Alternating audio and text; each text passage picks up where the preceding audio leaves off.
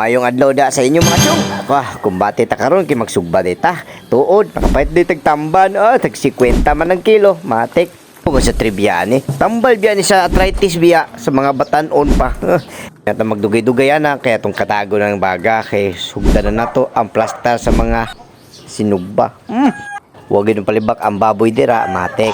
Pero sa tanan sa itso nila, nagi buang-buang moambag gid sila ha.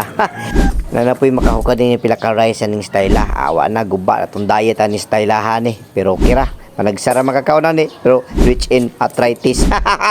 Kaon na tos wa na hukara na ng pila ka rice matik tusloan na ng baboy.